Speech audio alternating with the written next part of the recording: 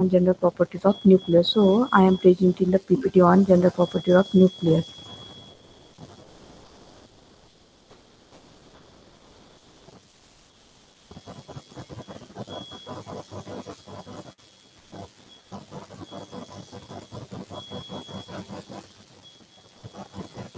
That means first we will see what is meant by nucleus. That means nucleus consists of an elementary particles. These elementary particles nothing but protons and neutrons. These protons and neutrons which are combined together form a nucleus.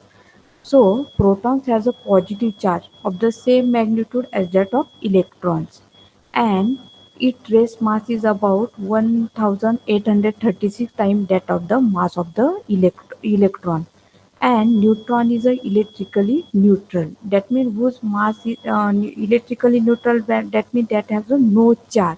So, charge on a nucleus is due to the only protons, and the protons have a positive charge. So, charge on the nucleus is also positively charged because neutron is a electrically neutral. That means it has a no charge. So, whose mass, that means the mass of the neutron is approximately equal to the mass of the protons. And a nucleus of an element which is mostly represented by the symbol capital X in a subscript we indicate Z, and the superscript which is indicated by the A. That means the nucleus of element which is represented by the XZA, where X represents the chemical symbol of the element and Z represents the atomic number,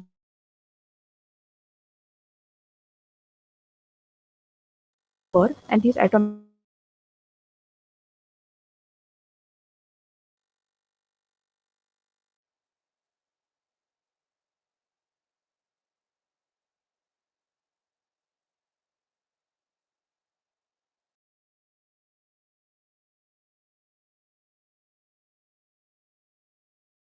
is equal to A minus Z. For example, the chlorine nucleus. If you consider the chlorine nucleus, which is represented by the symbol chlorine having the atomic number 17 and the mass number is a 35. That means it contains 17 protons and the 18 neutrons. That means the 35 minus 17 we got the 18 neutrons. Then we have to see the classification of the nuclei. The nuclei can be classified as a first classification is a isotope. Isotope means isotope are the atoms of the same element having the same atomic number but different mass number. That means the same element having the same atomic number. Atomic number is the same, but there is a different mass number. If you consider nuclei, that means these are we observe these are the isotope of the hydrogen. From this we observe that having the same atomic number. We have to see the three isotope of the hydrogen. We observe that the three isotope of the hydrogen are the having the same atomic number but the mass number is changes. That means first isotope of hydrogen having the mass number 1, then second isotope of hydrogen having the mass number 2, and the third isotope of hydrogen having the mass number 3. That means these are the isotope. So remember now isotope means having the same atomic number but different mass number, and this is an example of isotope of hydrogen. Then second, we have to see what is meant by isobar. Isobar means isobar are the atoms of the different element having the same mass number but different atomic number. That means if you consider different element, then in case of different element having the same mass number but different atomic number is nothing but a isobar. If we taking the example of oxygen, having the atomic number is a 8 and the mass number is a 16, and the second and the nitrogen having the atomic number is a 7 and the mass number is a 16. From this both the element we observe that having the that means the mass number is the same. Mass number is the same. That means oxygen having the mass number 16 and the nitrogen having the mass number 16. That means these are the different element. These are the different element, having the different atomic number but same mass number. So this is an example of isobar. Then we have to see the isotones. Isotones are the atoms of the different element having the same number of neutrons. If we consider the example, that means the different element having the number of neutrons are equal or the same, these are nothing but a isotope. If we take the example of carbon and oxygen, that means if you consider these two nuclei, from these two nuclei we observe that the carbon having the number of neutrons is nothing but a 14 minus 6, that means we got 8. That means number of neutron in case of carbon is 8, and if we consider the oxygen, then the number of neutron is 16 minus 8, that means we got the 8 number of neutron. That means in the both the element having the same number of neutron, having the same number of neutron. So these two elements or these two nuclei are called as a isotone. Remember now, in a isotone of an atom having the same number of neutron, having the same number of neutron of is nothing but isotone. And the isobar is in case of isobar we have to consider the different element having the same mass number are called as a isobar, remember. Then we have to see the general properties of nucleus. First, we have to see the nuclear size. According to Rutherford particle scattering experiment, the radius of nucleus, that means radius of nucleus here indicated by capital R, and its mass number, which is indicated by capital A, which is given by R is directly proportional to A raised to one third. So we can write R is equal to R0 A raised to one third, where R0 is a constant of proportionality and which is equal to 1.3 Fermi. That means here R0 is a constant of proportionality and the value of R0 is equal to 1.3 Fermi, and the 1 Fermi is equal to 10 raised to minus 15 meter. Then, second property of the nucleus is a nuclear density. That means the nuclear density can be calculated from the mass and the size of the nucleus. So, mostly density indicated by the rho. But nuclear density here subscript capital N indicate that this is the density of the nucleus. So nuclear density indicated by the rho n is equal to, the formula of the nuclear density is equal to nuclear mass upon the nuclear volume, and the nuclear mass is equal to capital A into Mn, where capital A indicates the mass number and Mn indicates the mass of the one nucleus. So nuclear density. So the formula of the nuclear density is that means nuclear mass upon nuclear volume. Nuclear mass upon nuclear volume, and the nuclear mass is A into Mn, and here A is a mass number and Mn is the mass of the one nucleon, and the mass of the one nucleon, which is approximately equal to the 1.67 into 10 raised to minus 27 kilogram. So we have to calculate the nuclear volume. Nuclear volume is equal to, the formula of the nuclear volume is equal to 4 upon 3 pi r cube. So nuclear density is equal to, substitute the value in this formula, nuclear density is equal to Mn upon 4 pi 3 pi r 0 cube.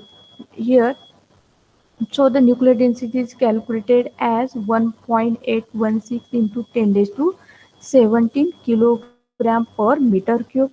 And the higher the value of nuclear density shows that the nuclear matter is an extremely compressed state. That means the value of the nuclear density is higher, then we indicate that the matter in a nucleus are extremely compressed state. Then we have to see the third property of nucleus is a nuclear charge. So the charge of the nucleus is due to the protons present in it. Each proton has a positive charge. That means we have to see that nucleus consists of the elementary particle. This elementary particle is nothing but a protons and neutron.